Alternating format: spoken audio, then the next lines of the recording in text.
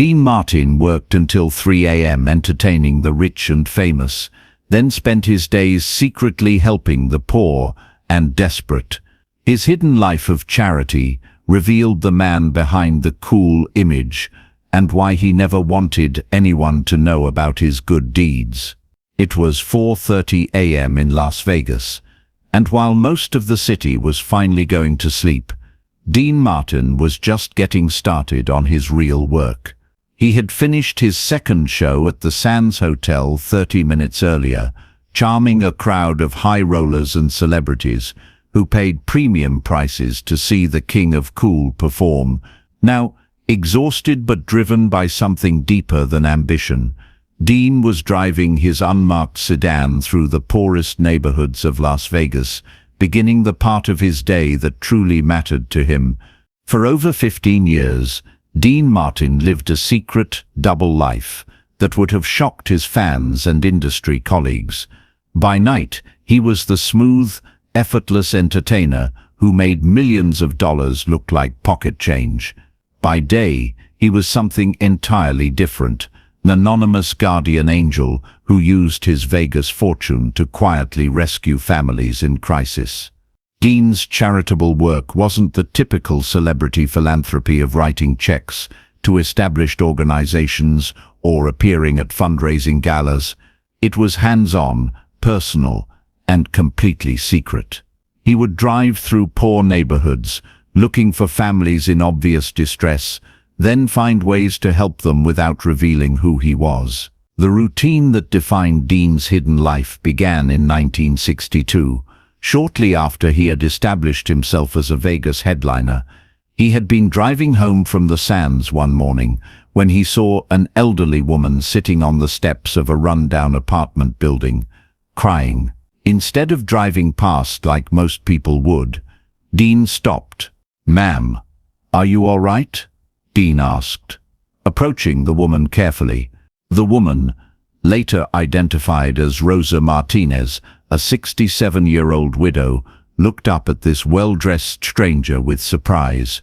Through her tears, she explained that she was being evicted that morning because she couldn't pay her rent. Her Social Security check had been delayed, and she had nowhere to go. "How much do you owe?"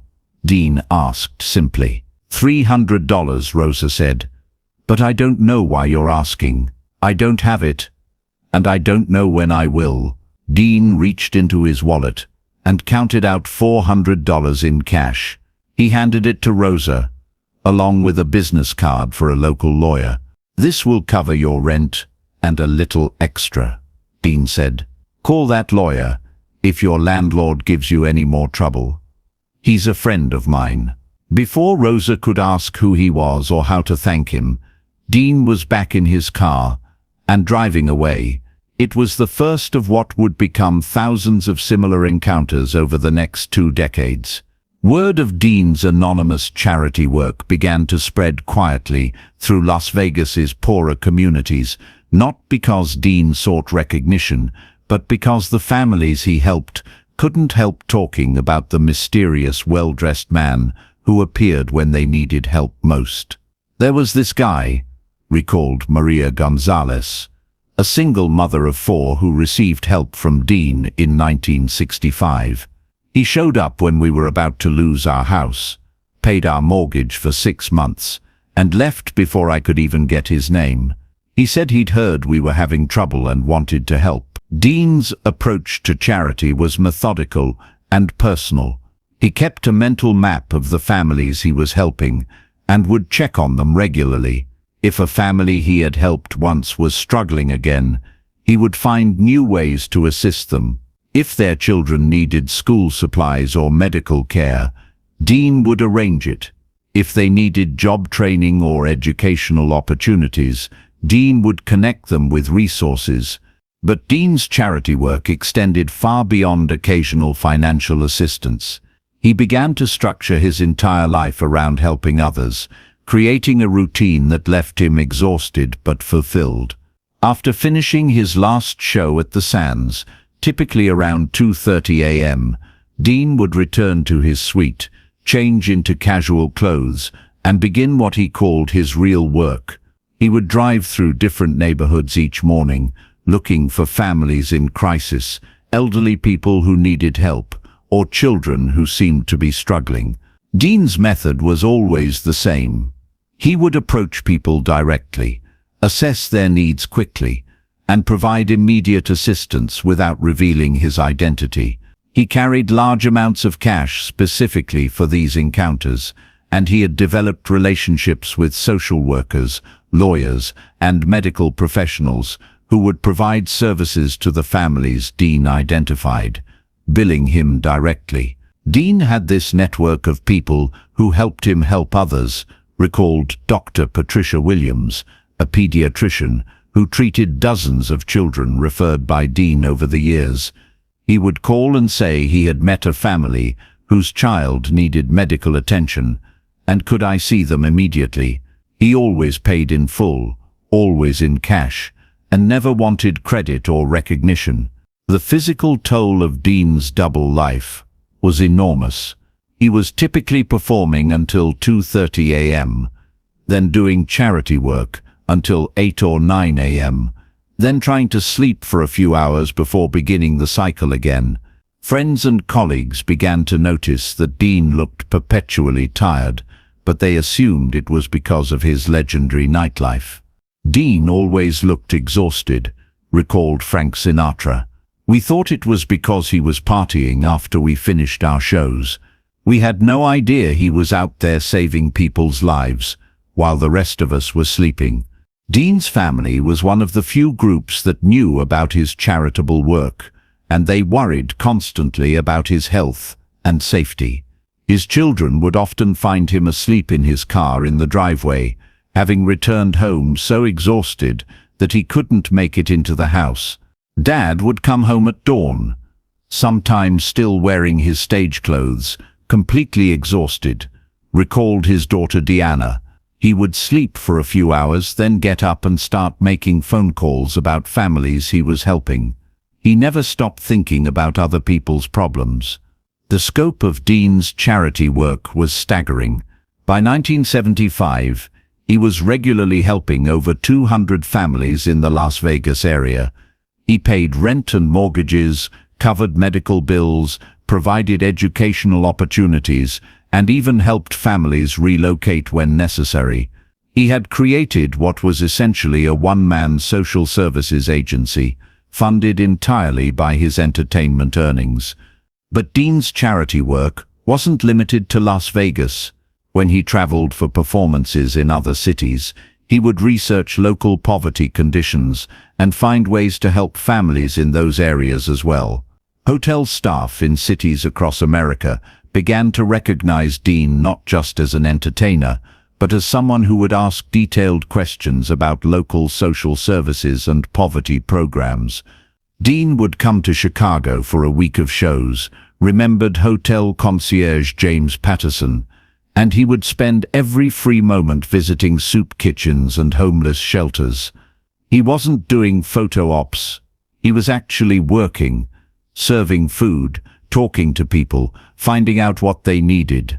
The emotional toll of Dean's charity work was as significant as the physical exhaustion. Dean was constantly exposed to human suffering and desperation, and he took every case personally.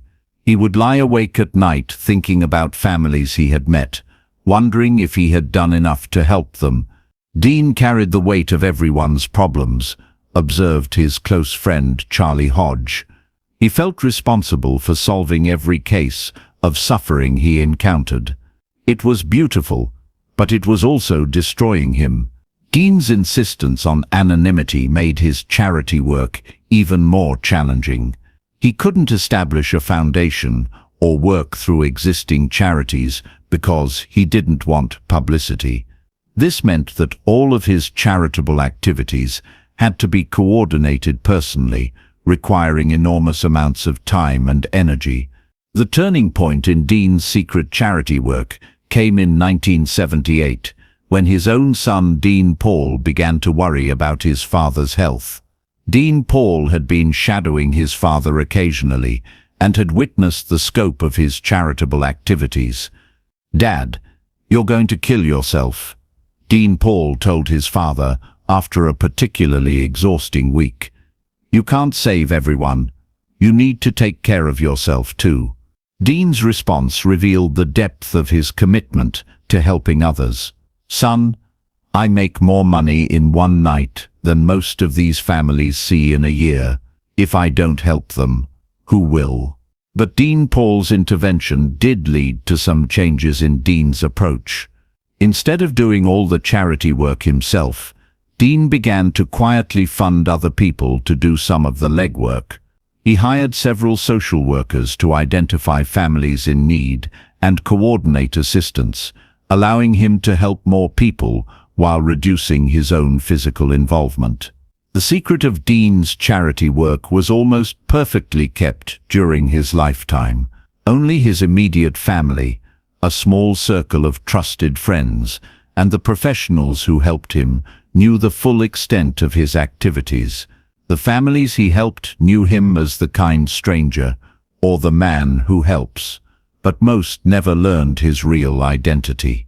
The few times Dean's charitable activities were threatened with exposure, he went to great lengths to maintain his anonymity.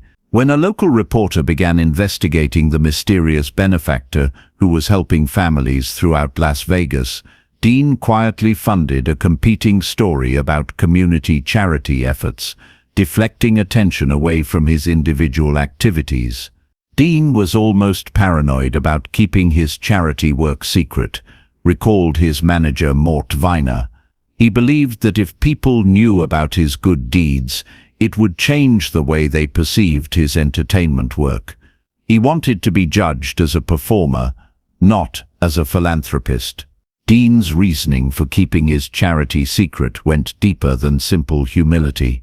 He understood that public knowledge of his good deeds would create expectations and obligations that would interfere with his ability to help people spontaneously and personally. "If people knew what Dean was doing," explained his daughter Claudia, "they would have lined up outside his house, asking for help." Dad's method worked because he could choose when and how to get involved. Publicity would have turned his personal mission into a business.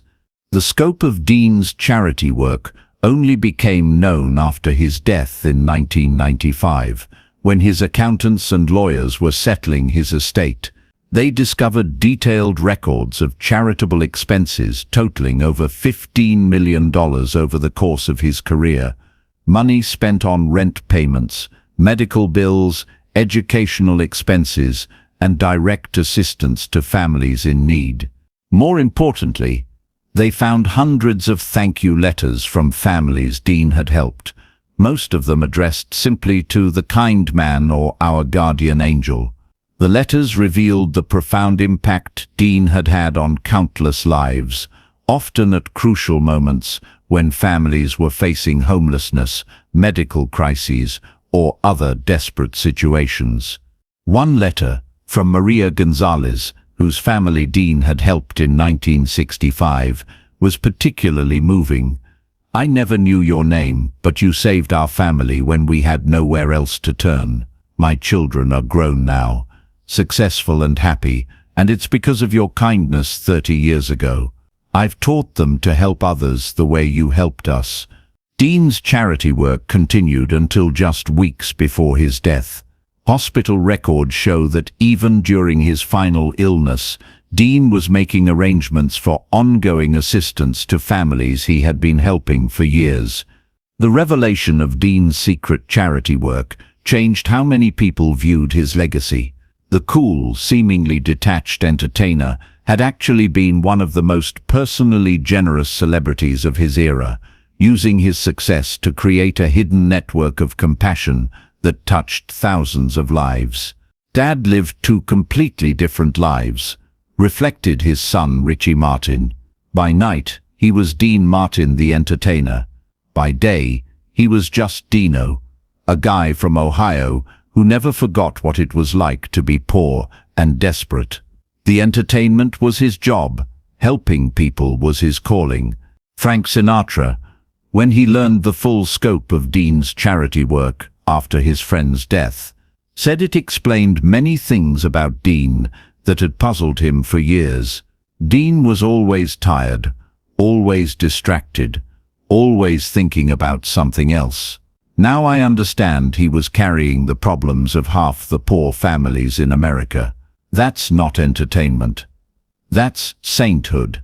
The families Dean had helped began to come forward after his death, sharing stories of his kindness and generosity.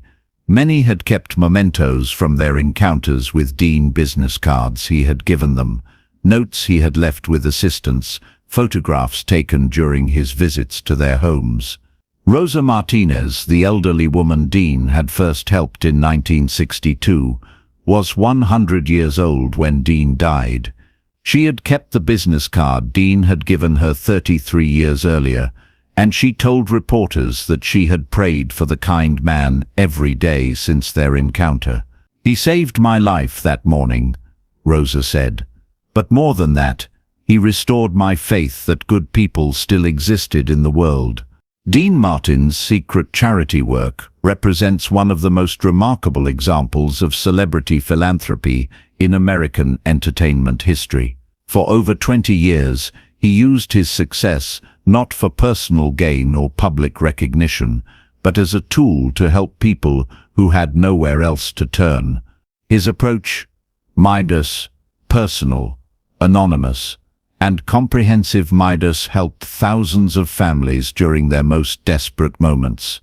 But perhaps more importantly, it revealed the character of a man who understood that true success isn't measured by how much you earn, but by how much you give away. The double life Dean Martin lived, exhausting himself to entertain the wealthy so he could spend his earnings helping the poor, shows a level of personal sacrifice and genuine compassion that few public figures have ever matched. Dean's insistence on anonymity meant that during his lifetime, he received no credit, no recognition, and no public appreciation for his charitable work. He helped people simply because they needed help, and he had the resources to provide it. In the end, Dean Martin's secret charity work may be his greatest legacy. Not the songs he sang or the movies he made, but the lives he saved and the families he rescued during their darkest hours. If this story of secret compassion and hidden generosity moved you, make sure to subscribe and hit that notification bell. Share this video with someone who understands that true kindness requires no recognition or reward. Have you ever helped someone without expecting anything in return? Let us know in the comments, and don't forget to check out our other videos about the hidden humanity behind entertainment's biggest stars.